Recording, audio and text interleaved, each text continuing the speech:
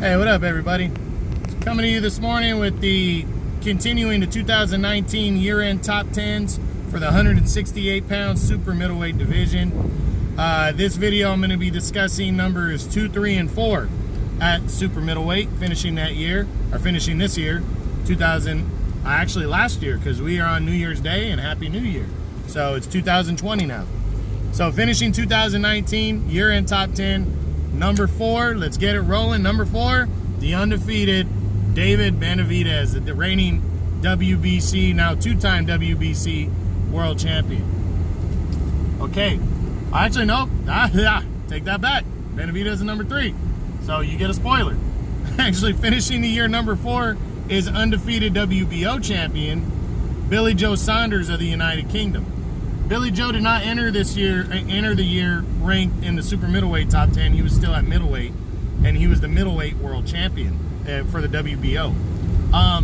He decided to vacate that title and pursue full time at middleweight. At super middleweight, 168. And after giving up his belt, he moved up, and he got an opportunity at the vacant WBO super middleweight title when Gilberto Ramirez vacated his belt to move up to the 175-pound light heavyweight division. So it worked out perfect for Saunders.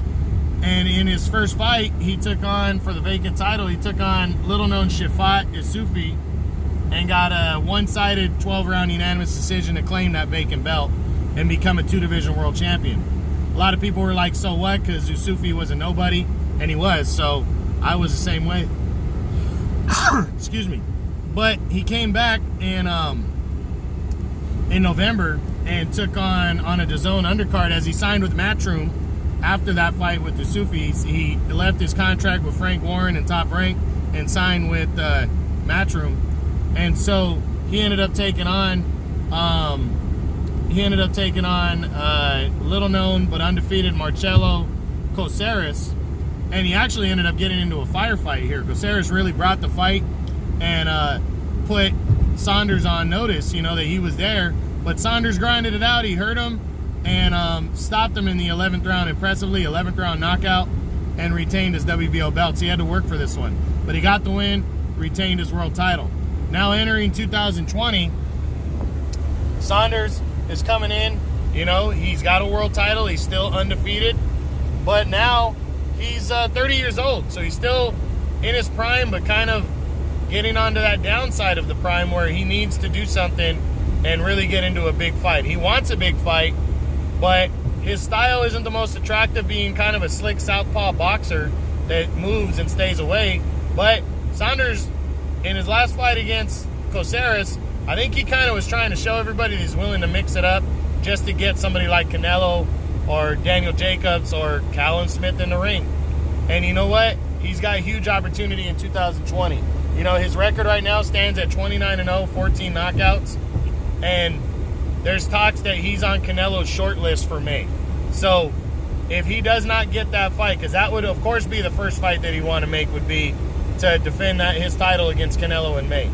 Now, if he doesn't get that fight, there's Callum Smith, also working with DAZN. It'd be a domestic fight, could take place in the United Kingdom, where they're both with Matchroom and Eddie Hearn, and this fight could be made, and it would be huge. A unification bout, two undefeated world champions from the same country, United Kingdom, fighting each other. It would be huge if these two guys got together. I would love to see this fight. We just got to wait and see, because both guys are options for Canelo next. And then, if for some reason Canelo decides to fight Callum Smith, Daniel Jacobs is sitting there, and Jacobs would have to choose to fight Saunders, but I don't think he's against it. I think Jacobs wants a challenge. I think he wants a world title at 168 now that he's competing there, and I think it's wide open for Saunders. And at the very worst, there's guys in the back of the top 10 that are looking for opportunities. Like John Ryder, he already fought Saunders years ago, but why not give him an opportunity because he looked good against Callum Smith, and move yourself almost ahead of Callum Smith by going and whipping John Ryder's ass now, because he fought John Ryder years ago and beat him. Fight him now, whip his ass, and prove, hey, I'm better than Callum Smith. Put himself up ahead of Callum Smith in the United Kingdom. and at 168 overall. So he's going to have some opportunities, and I hope he gets a good one next. And I hope he gets one of those 3 or 4 fighters, and he's not just another stepping stone fight and stay busy fight. I'll be very upset if that happens. So we'll see. Next, finishing the year number 3 is the undefeated WBC champion, 2-time WBC champion, David Benavidez. He entered the year undefeated, but he was coming off of 2018 where he left no doubt he was better than Ronald Gavril by dominating him earlier in the year and retaining the world title in their rematch. They originally fought in September of 17 for the vacant WBC title.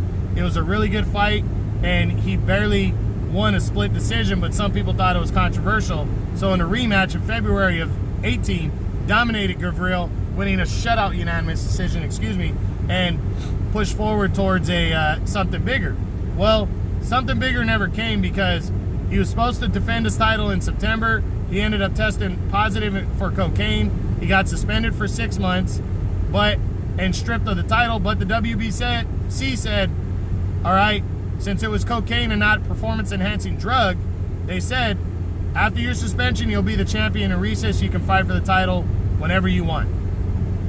So, in March, he came out of 2019 and took on Jalen Love as the co-feature in the undercard to Errol Spence and Mikey Garcia, and he stole the show, scoring a beautiful second-round TKO over Jalen Love.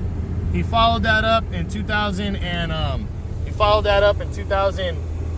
in September as he became the co-feature again. This time for Errol Spence and Sean Porter, and he cashed in on his WBC title opportunity and took on Anthony Durrell for that belt. And it was a big time top 10, top 5 type fight between the two. And Benavidez showed why he's on the rise in this division, and he's so talented. He outworked Durrell. Durrell was putting in some good work, though, and he's a good game veteran. So it was a good fight, good solid fight.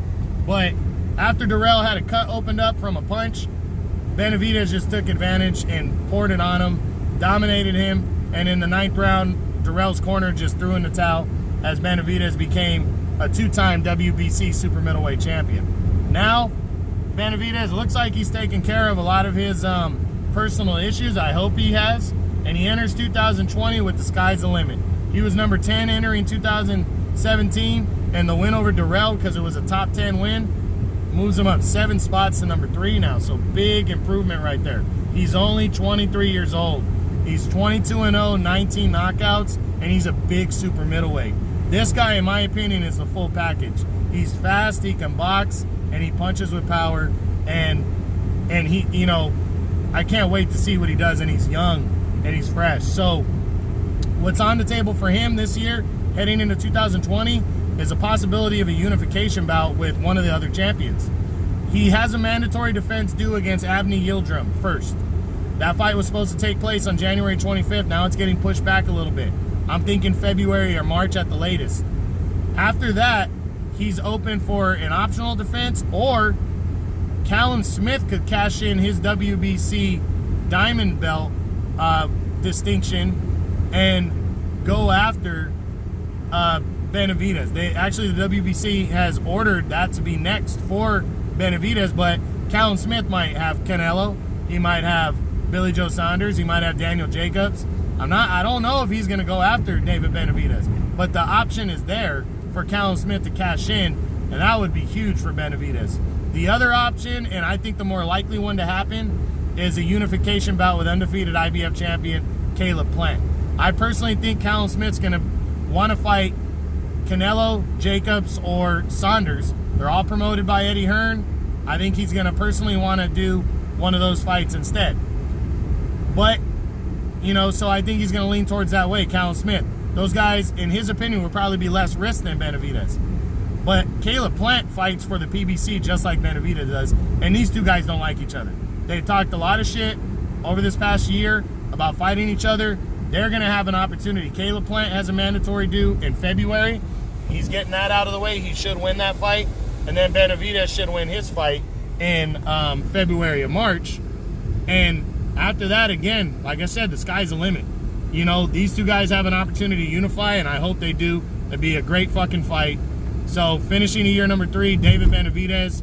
Expect big things for him. Fights for the PBC. So you should be able to see him on there. If you didn't catch him this year, you missed out, and you're not a boxing fan, because he fought on 2 pay-per-views as a co-feature. And now finishing the year number 2 is former 2-time middleweight champion of the world, Daniel Jacobs. Daniel Jacobs entered 2019, coming off of 2018, where he he won the middleweight world title, the IBF middleweight title, by beating Sergey Derevyanchenko by a clean, but they ended up scoring it a split decision. I didn't think it was as close as the judges had it, but he got the win there. Then he followed that up with he didn't do anything after that. So he entered 2019 with a world title and a good solid name, and he got the biggest opportunity in all boxing, the Canelo Alvarez fight. So in May, he went to unified titles with Canelo. He did have some weight issues coming in, because he's cited that before, that it's hard for him to make 160. And he went in against Canelo, and he just got beat to the punch. Canelo controlled the tempo of the fight. Canelo is at the top of his game right now. Canelo is. And Danny Jacobs just, maybe at 168 he could do better, but at 160, he just wasn't on Canelo's level. He got outworked, outboxed, in my opinion. He fought hard. He was in the fight, but he dropped a clean, unanimous decision and lost the middleweight world title. And after that, he made the decision. He was moving up to 168. And finally, he decided to make his return in December against former middleweight champion Julio Cesar Chavez Jr. The fight was taking place at the full 168. He came in on weight. Julio Cesar Chavez came in overweight, though, as Chavez does. He's the most careless fighter in fucking boxing. Danny had Gabriel Rosado, who's a very credible contender, waiting for him in case Chavez pulled some shit and couldn't fight or came in overweight. And Danny decided to go forward with Chavez instead because of the bigger name. And Chavez looked way bigger than Danny on the night of the fight. Danny didn't care. Chavez had a good first round, and then Danny took over, was controlling the action, busting up Chavez, in my opinion. Chavez was landing punches here and there, but nothing threatening, and Danny Jacobs was looking good. He won rounds 2 through 5 convincingly, in my opinion, was on his way to a TKO or a clean one-sided decision. And then Chavez, in the 5th round, after the 5th round, said that his nose was busted, it was fractured, and he couldn't continue. He couldn't breathe out of it right, so he quit in his corner. And Danny Jacobs wins by 5th round TKO. So, you know, not the win, probably the ending that he wanted, but a good, solid performance out of him and a good debut at 168. Now, sky's the limit for Danny Jacobs. It really is. Whatever he wants to do next, he pretty much can do. Now, he can't get a Canelo rematch, not yet anyways, but he has other options. But it's going to be based on what Canelo does. Canelo has the option to fight. They're saying he has a short list of fighters that champions Callum Smith, Billy Joe Saunders are towards the top of that list. Now, the cool thing for Danny Jacobs is after Canelo decides on his opponent, and that should be soon. That should be in January, February at the latest. Once he decides on his opponent, Daniel Jacobs pretty much next in line to decide what he wants to do. He can probably fight Callum Smith, the WBA champion, or he can fight Billy Joe Saunders, the WBO champion, if he wants. I think Daniel Jacobs is going to lean towards a world title fight next. At the very worst, I think he's going to stay busy in his next fight and maybe take on John Ryder, who just gave Callum Smith hell.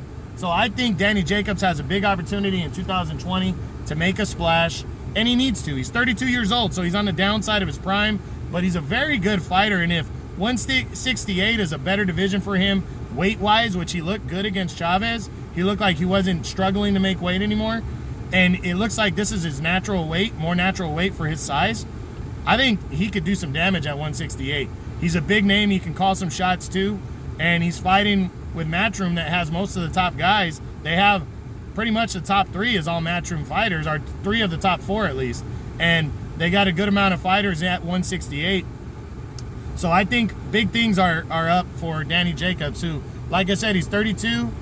He's the WBO's number 3 contender right now, so he might be able to move in against Billy Joe Saunders, the WBO champion, next. He's 36-3, 30 knockouts. His losses was one back in the day, I think 2010 or 11 or even 12, in a middleweight title fight. And then after that, Triple G, close decision. Canelo, close decision. This guy's the real deal. So make sure you're checking Danny Jacobs out in 2020. I think he's going to have a good year.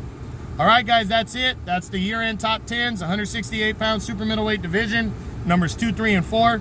Danny Jacobs, David Benavidez, Billy Joe Saunders. All right, guys, that's it. True Boxing. Been hit with the truth.